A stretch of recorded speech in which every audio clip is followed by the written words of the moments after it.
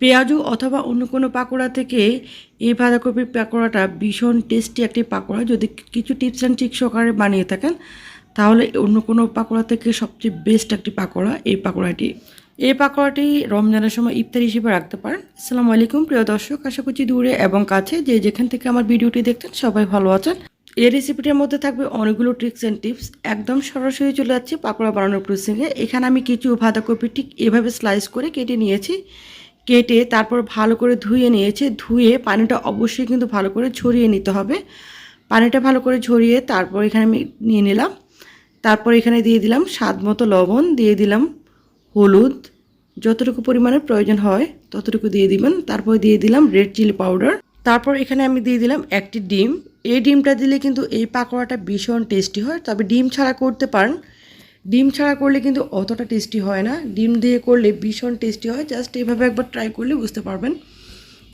তারপর এখানে আমি দিয়ে দিলাম বেসন দিলাম 3 টেবিল স্পুনের মতো। তারপর এখানে দিয়ে দিলাম চালের গুঁড়োটা দিলাম 2 টেবিল স্পুনের মতো। তো এখানে আমি বেসন আর চালের গুঁড়োটার পরিমাপটা বলছি। বেসন হচ্ছে 3 ভাগ আর চালের গুঁড়ো হচ্ছে 3 ভাগের 2 ভাগ, মানে চালের গুঁড়োটা দিবেন একটু কম আর চালের গুঁড়োটা চেষ্টা করবেন অবশ্যই দেওয়ার, কারণ চালের গুঁড়োটা দিলে এই পাকোড়াটা কিন্তু ভীষণ ক্রিস্পি হয়, খেতে ভীষণ ভালো লাগে।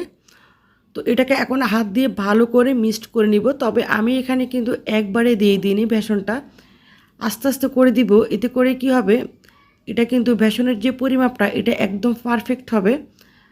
আস্তে আস্তে দিয়ে তারপর যখন এটা দেখবেন যে একদম আঠালো আঠালো হয়ে গিয়েছে তখনই বুঝবেন যে এটা একদম পারফেক্ট হয়েছে। দেখুন ঠিক এরকমটা যখন হবে তখনই বুঝবেন যে এটা একদম পারফেক্ট হয়েছে।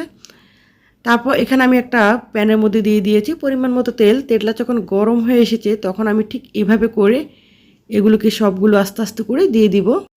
তবে যতটুকু পরিমাণে চেষ্টা করবেন এটা একদম হাত দিয়ে চেপে চেপে যতটা পরিমাণ চ্যাপটা করে দেওয়া যায়, চ্যাপটা করে দিলে কিন্তু এটা একদম ভিতর থেকে একদম খুব সুন্দরভাবে হবে।